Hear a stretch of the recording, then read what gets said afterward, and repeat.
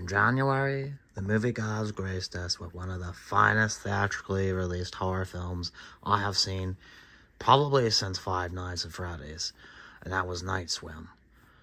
Now, I thought that would probably be my favorite movie of the year, at least until Deadpool 3 comes out, but things have changed abruptly.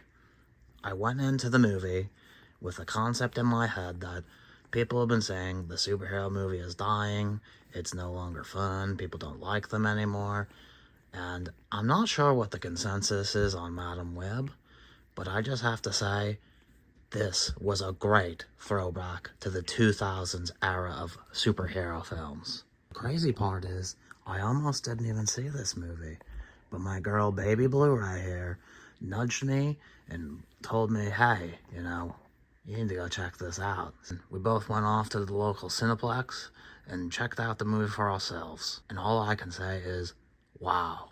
What I was treated to was a one-to-one recreation of what I remember from my childhood of the 2000s. Right down from the clothes, to the music, to the references, to just the way people acted and the way it looked. I've never seen a period piece actually wind up being this accurate to how the times really were.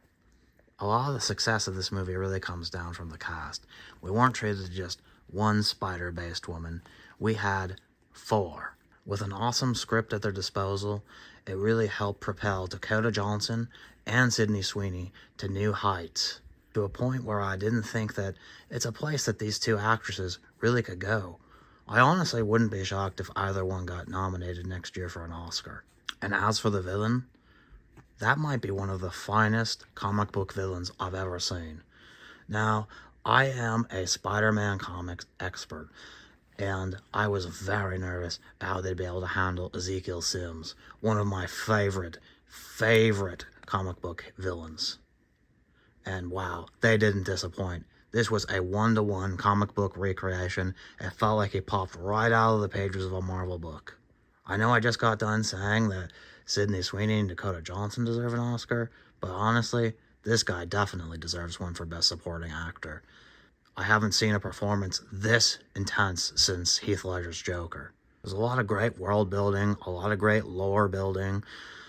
This is just a movie that sets up a big franchise, and I have no doubt in my mind that this movie is going to have probably at least a trilogy and probably tie into, all these other Spider-Man movies. I assume it'll probably, tie into what they're doing with the Young Avengers. Now you're not just going to have Tom Holland swinging around, you're going to have Tom and 4 other Spider-Women, bouncing from place to place, and I really think that could lead to a cool dynamic that's really going to put the Spider-Man brand on a bold new direction.